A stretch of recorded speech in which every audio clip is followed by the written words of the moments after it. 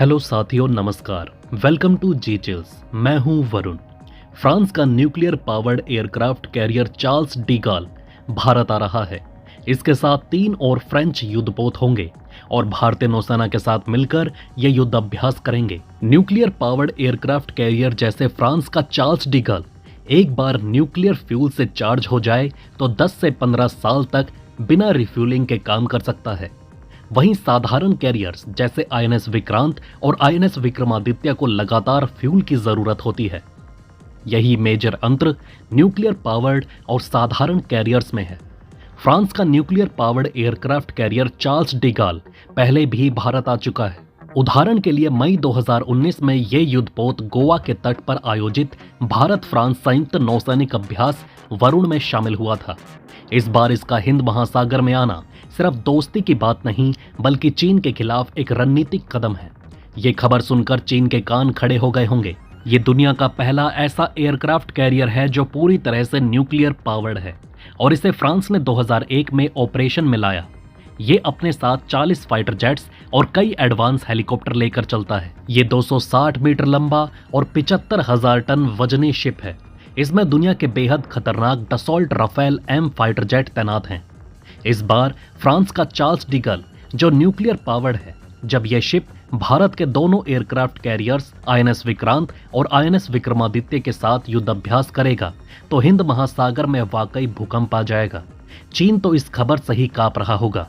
हिंद महासागर में यह अभ्यास चीन के स्ट्रिंग ऑफ पर्ल्स रणनीति पर बड़ा वार करेगा। न्यूक्लियर पावर्ड कैरियर्स की स्पीड और ऑपरेशन टाइम कहीं ज्यादा है। ये बिना रुके लंबी दूरी तय कर सकते हैं और किसी भी ऑपरेशन में टिके रह सकते हैं। साधारण कैरियर्स को फ्यूल के लिए बार बार रुकना पड़ता है। एक और इम्पोर्टेंट बात यह है कि न्यूक्लियर पावर्ड कैरियर 20 साल तक बिना किसी बड़े मेंटेनेंस के चल सकते हैं। साधारण कैरियर्स को हर 6 से 7 साल में बड़े मेंटेनेंस की जरूरत होती है। वरुणा 2024 एक्सरसाइज में यह साबित हो जाएगा कि भारत फ्रांस की जोड़ी मिलकर इंडो पैसिफिक में किसी भी चुनौती का सामना कर सकती है। 1993 से हो रही इस एक्सरसाइज ने भारत और फ्रांस के बीच की रणनीतिक साझेदारी को मजबूत किया है। फ्रांस और भारत का ये कोलैबोरेशन इंडो पैसिफिक में चीन की बढ़ती गतिविधियों पर ब्रेक लगाएगा। चीन जो साउथ चाइना सी में अपना दबदबा दिखाने की कोशिश करता है, उसे पता चल जाएगा कि भारत अब अकेला नहीं है।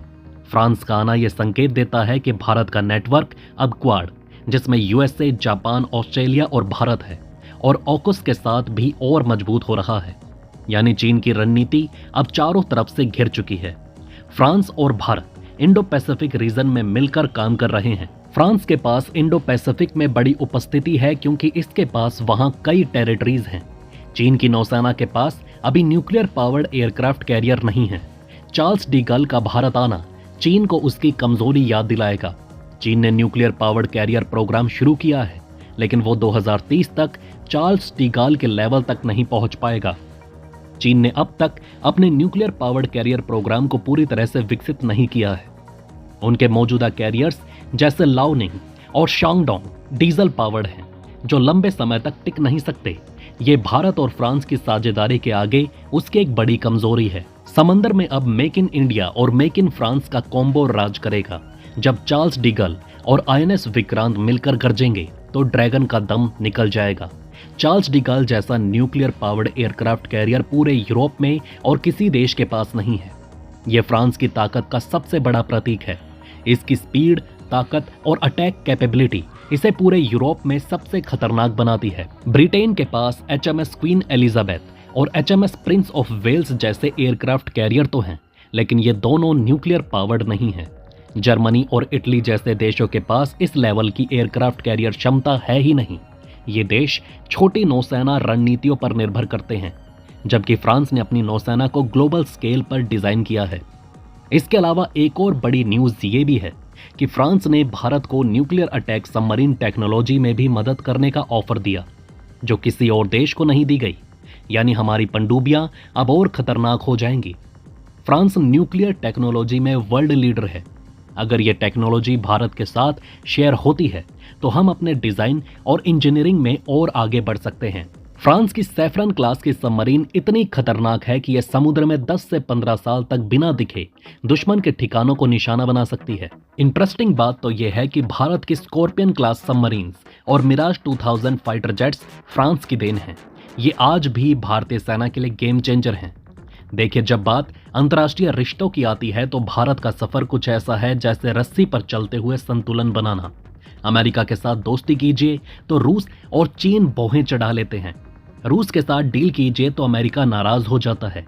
लेकिन जब बात फ्रांस की आती है तो यह रिश्ता एकदम सभी को खुश रखने वाला फार्मूला बन जाता है।